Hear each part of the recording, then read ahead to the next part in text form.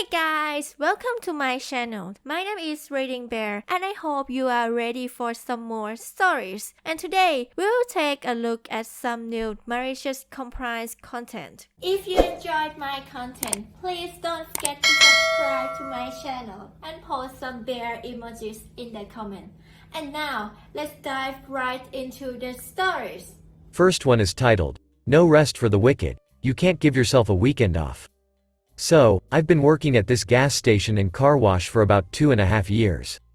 No, gas stations don't pay very well, so I actually have 2 part-time jobs. That's the way it is, with the COL in this city. You're either rich or you work 2 jobs.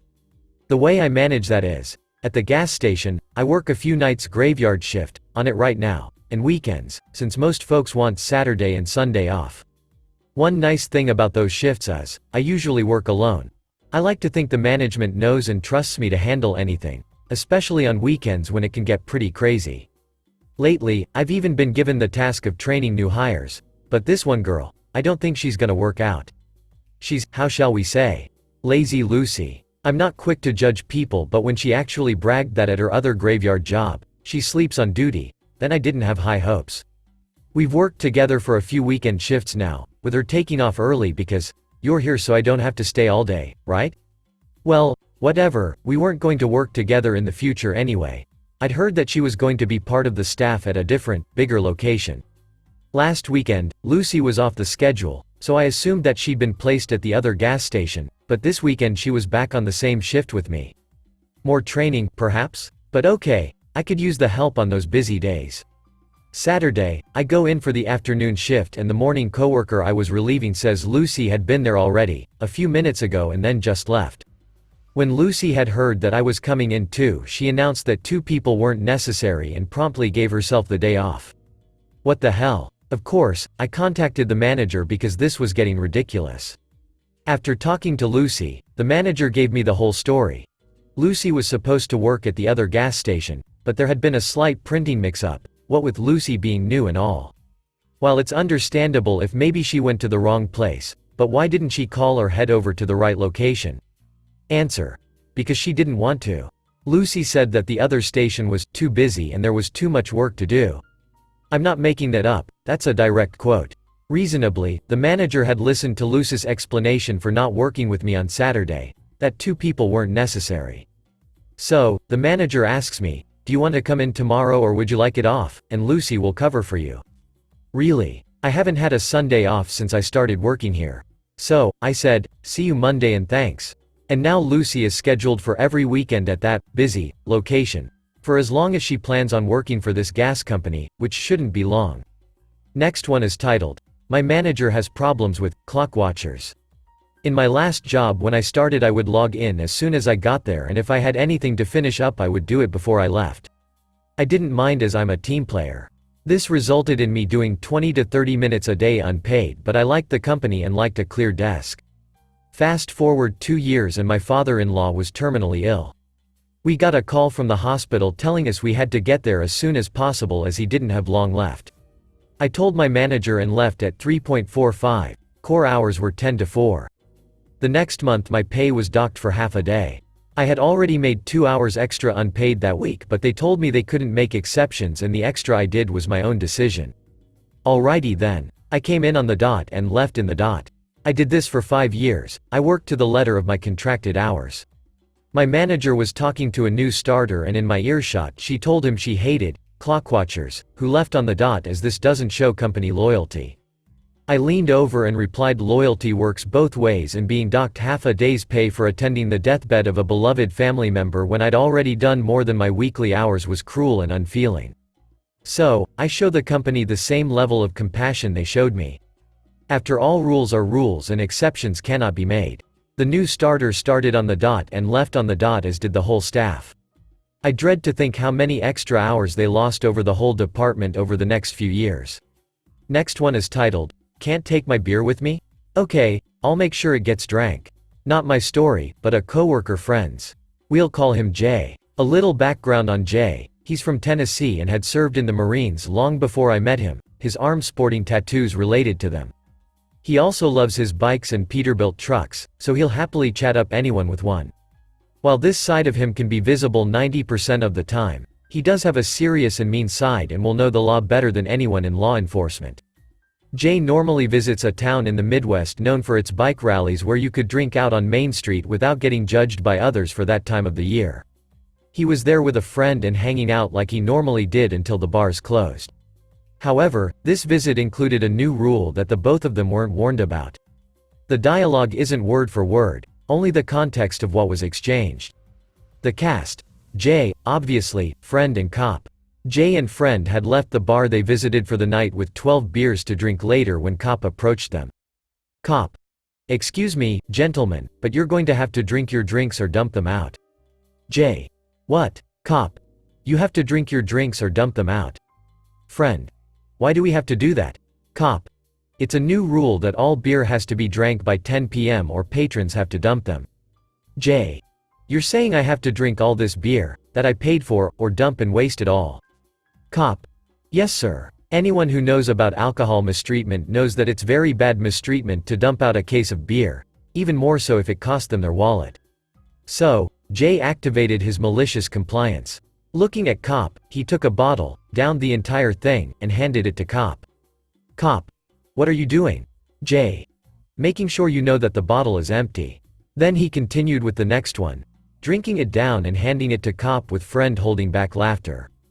Cop had a partner with him, but he dipped out when Jay started. And he didn't stop until all the beer was gone. Cop also noticed the open carry at this point. Cop: you're not supposed to. Jay: don't lecture me on the Second Amendment. And both Jay and friend walked to their truck, which Jay was also diligent to inform cop that he wasn't driving. Once there, the two noticed a police sergeant and cop's buddy laughing and shaking their heads nearby. Next one is titled, Make Her Work Sick? How about nobody works at all? Background: I've worked as a temp in construction for almost 3 years. I've had offers of direct employment by some companies I've worked with, but honestly, I love being a temp. Anytime I get bored I can change jobs, within reason, so I've tried a bit of everything. That, and I like to collect a piece of high-vis from every company I enjoyed working for. Now recently I've been doing nights, which I don't mind at all, but it's been a bit stormy and another one of the temps has come down with the flu. They showed up to work dying. I asked what they were doing there when they so obviously were sick and they proceeded to tell me that after contacting the boss to say they were ill, the boss apparently called non-stop and basically harassed them into going. I absolutely loathe people like that. He is a recent addition to our company and constantly contacts the team, sometimes 2 or 3 times a day to check that we're going in etc., which is annoying to say the least when you're trying to sleep during the day. But to berate an employee into working when they feel so terrible is not only wrong, but illegal, especially in these bizarre times. Add the fact that this was the coldest, windiest and wettest night we'd had so far and I was unimpressed. Side note: I've been having a lot of contact with lawyers over the last couple of years helping my partner out, and I'm an incredibly fast reader. I hadn't thought much about the job we were doing before this, but the next day I went online and downloaded every manual that had anything to do with the company we were currently contracted into and the job we were doing. It was over 1,000 pages of mostly acronyms and legal jargon, but anything that didn't make sense or that had a loophole I took note of and contacted the traffic authorities and current contracted company for clarification. After just a couple hours I contacted my office to see where boss and big boss were, and luckily, they were both in, unheard of, and were happy to wait 30 minutes for me to come down. Big boss knows me pretty well by now, and knows I'll try anything once just for the experience. I've worked through broken bones and all sorts of personal tragedy just for the sake of the job and the people I'm working with, but if something rubs me the wrong way, I will be the most spiteful, petty, evil little thorn you have ever met. Newish boss wasn't ready for it. I started by saying I didn't like how coworker was treated, and during a pandemic I thought that was unreasonable. Coworker is barely 18 and definitely felt bullied into coming in when they shouldn't have, putting the rest of us in danger of getting sick. Boss defended his shitty actions and I let him ramble until he was done, then gave them 28 instances where the job we were doing was in violation of our country's employment and/or traffic laws, and a further 14 violations of the current company's regulations. Big boss just laughed, knowing there was no way I was working with that many violations, and newish boss wasn't getting his, all my workers went to work with no problems this month, bonus.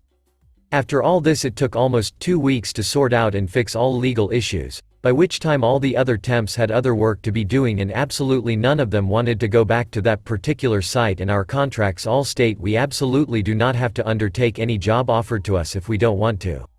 I took a week off just for craps and gigs, and newish boss is still learning who he can screw and who he can't. I was having a beer with one of the owners a few days ago and he said newbie groans loud enough to be heard next door when I call. Which is a little sad because if he hadn't tried to cut corners, he wouldn't have gotten screwed so badly. Ah well, everyone learns on the job. This week his lesson just happened to be, don't mess with my team. Last one is titled, You're hourly, your day starts at 8 and ends at 5. So, I used to work for a large team with like 25 staffers, 6 supervisors, a manager and a director. The manager was a blonde woman in her mid-30s whose only discernible qualification was being an attractive blonde woman in her mid-30s. She was like Regina George, except she signed your paycheck, so we put up with it. The team was going through a transition from having old-timers retire and hiring new staff, so for like the first year and a half, I don't think we ever left on time. OT was pretty much a given. But towards the end of our second year, my buddy and we started the same day, noticed things are slowing down. We're catching up on the workloads and people are starting to leave on time. One day, we finish all of our work, help out a few other teammates finish their work and get pulled into an office with the director to get some praise and recognition.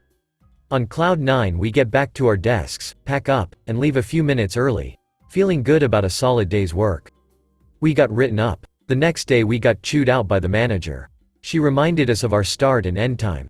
You're hourly and your shift starts at 8 and ends at 9. You can't leave early just because you feel like it. We received a lengthy diatribe about being a team player, and staying until the work is done, blah blah blah. It was unfortunate timing because the reason the director had pulled us into a meeting the day before was to congratulate us on our hard work. Turns out that management had done some metrics testing and figured out that 2 people on the team of 25 individual contributors were doing about 12% of the total work done, each. So, the 2 of us were doing a quarter of the work of the entire team. Our manager had not yet been privy to that knowledge. Armed with the knowledge that everyone was liking their work to last the full day, we decided that for the next month we would both work at the pace of everyone else. But damn it, we would be at our desks at 8 and wouldn't leave till 5. Most days we were done about an hour early, and then twiddled our thumbs looking at blank screens from about 4:30 till 5. We even stayed a few minutes past 5. About 3 weeks in, our manager even ducking commends us on our hard work. About 2 weeks later, that month's metrics results came in and numbers were down.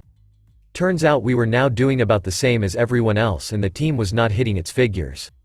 Our manager had to have known what we were doing, but what was she going to say? They aren't picking up everyone else's slack anymore. So, she tries to duck us over another way.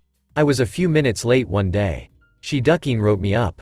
Mind you, some of her supervisors would show up late on a daily basis, but I'm a Edmond Dantes kinda guy, I'm cool with that long-haul revenge.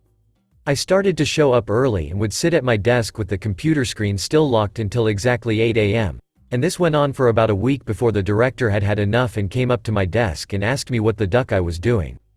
I explained that my manager wrote me up for leaving a few minutes earlier, and wrote me up for being a few minutes late, so I'm just making sure I'm never late, as she explained to me that I am hourly, and my shift starts at 8. I don't know if he thought the offices were soundproof or just didn't care but the reaming he gave her was like listening to Beethoven's Ninth played by the Vienna Philharmonic. Thanks for listening.